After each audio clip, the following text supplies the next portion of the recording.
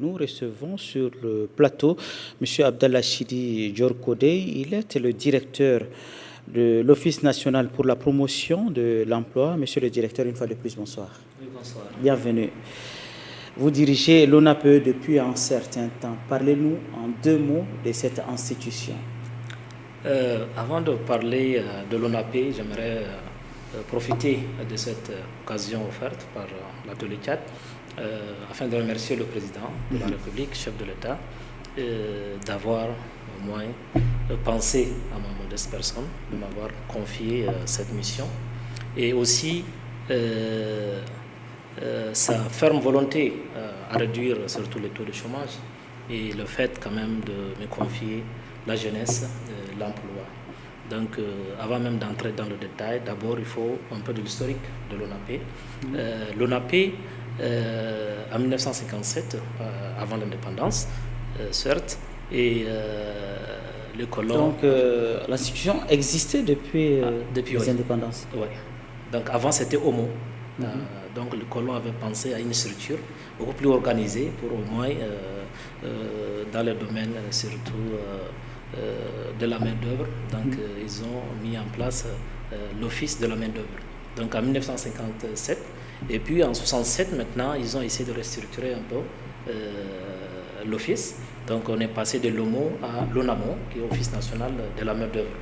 Et arrivé jusqu'en 1992, avec la restructuration, avec le changement de dénomination, donc on a passé de l'ONAMO à l'ONAPE, donc Office national pour la promotion de l'emploi. Donc nous sommes en quelque sorte, c'est l'interface entre les demandeurs d'emploi et les employeurs. Donc nous faisons en quelque sorte l'intermédiation, les orientations, et nous sommes aussi là pour la mise en œuvre de la politique nationale du gouvernement en matière d'emploi. Donc c'est ça l'ONAPE. Ok, toute une jeunesse, toute une historique. Donc, monsieur le directeur, il me semble que l'ONAPE octroie des crédits, monsieur le directeur. Quels sont donc ceux qui pourraient bénéficier de ce crédit? Bon, avant d'aller à ces programmes de crédit agricole, normalement, nous ne sommes pas censés octroyer des crédits à ces personnes-là. Nous sommes normalement l'interface. Nous sommes beaucoup plus là pour aider le jeune. Et pourquoi les crédits? Voilà, donc arrivé à un moment donné, la fonction publique ne peut pas absorber tout le monde et les entreprises ne sont pas quand même assez et on a un taux de chômage tellement élevé. Et de l'autre côté, nous avons remarqué cet exode rural. Donc le jeune maintenant il se place vers le ville. Ouais. Et là, au niveau de l'ONAPE, nous avons jugé utile de penser à quelque chose qui peut quand même retenir ces jeunes-là, de les bloquer dans les zones rurales. Donc la raison pour laquelle on a mis en place le programme Crédit Agricole. Donc au lieu c'est spécifique agricole. C'est Crédit Agricole. Donc là, c'est dans le domaine un peu agricole. Mais aussi, il y a des jeunes qui ne veulent pas emploi salarié, donc, et ils veulent beaucoup plus être indépendants. Donc là aussi, au niveau de l'ONAPE, nous avons mis en place un programme, on appelle programme auto-emploi. Donc là, on a mis un comité et nous recevons les projets de jeunes, les promoteurs, et on étudie, on voit si c'est rentable. Donc là, maintenant, par rapport à la somme demandée, peut-être on va donner la même somme, peut-être plus, peut-être moins. Donc on a aussi ces programmes. Maintenant, qui peut être éligible?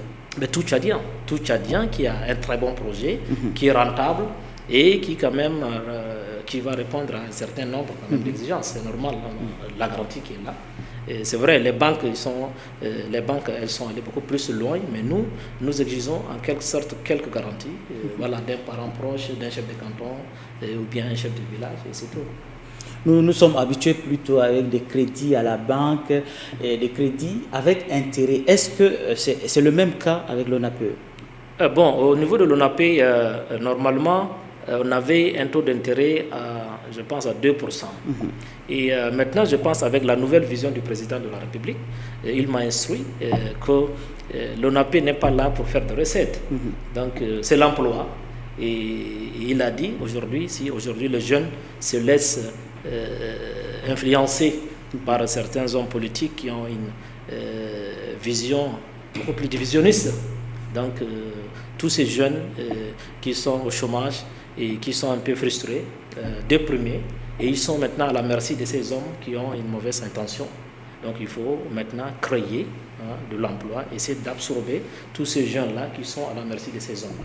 Donc, c'est la raison pour laquelle il m'a instruit maintenant de supprimer ces 2%-là. Donc, si on donne 200 000, on reçoit aussi 200 000. Donc, il n'y a pas d'intérêt.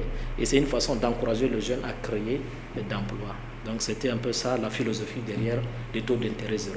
Ok, vous êtes jeune, vous comprenez les préoccupations des jeunes. Quelle est votre stratégie depuis votre accession ou votre nomination à la tête de cette institution pour lutter contre le chômage?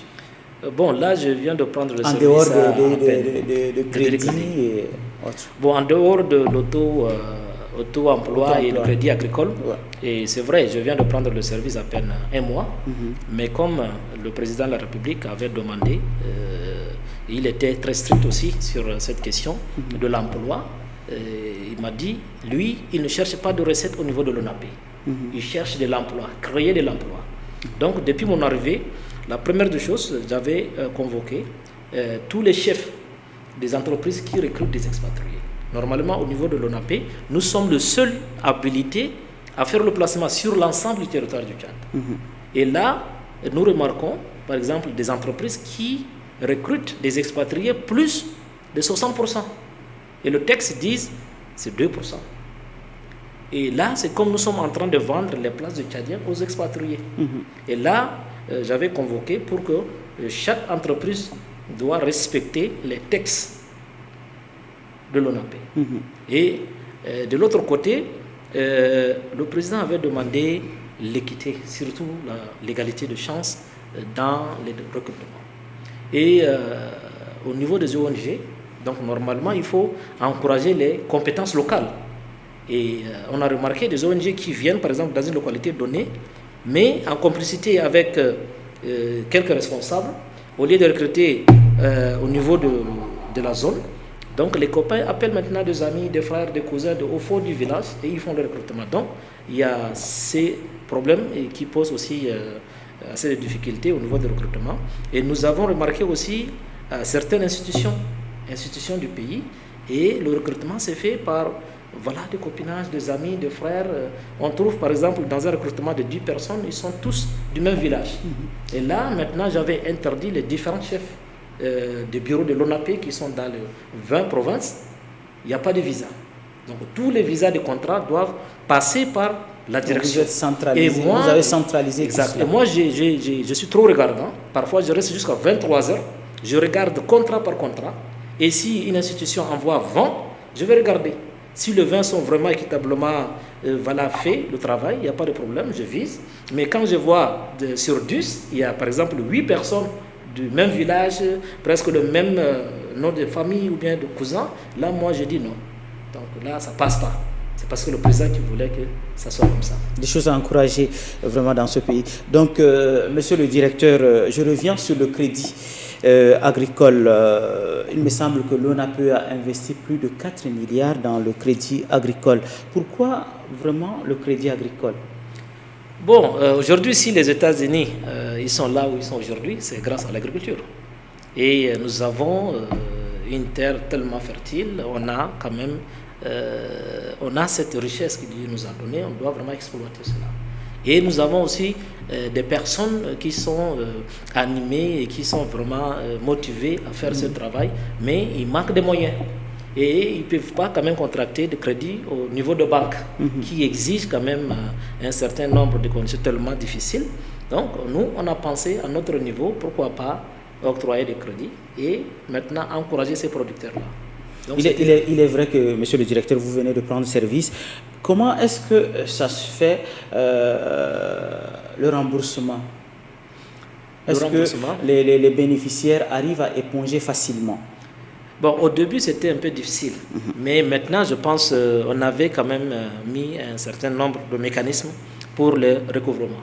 Et je pense l'année 2021, l'année 2022, on était à 100% des recouvrements, surtout dans la zone méridionale.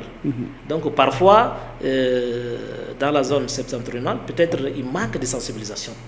Donc ce manquement, et qui font de telle sorte qu'on est à 53% de recouvrement. Et ils pensent que c'est l'argent du pétrole et c'est leur droit, donc ils ne vont pas rembourser. Donc c'est des choses qu'on a pu quand même déceler pendant les recouvrements. Mais sinon, je pense dans la partie méridionale, quand même, on a impliqué le chef de village, on a impliqué le chef de canton.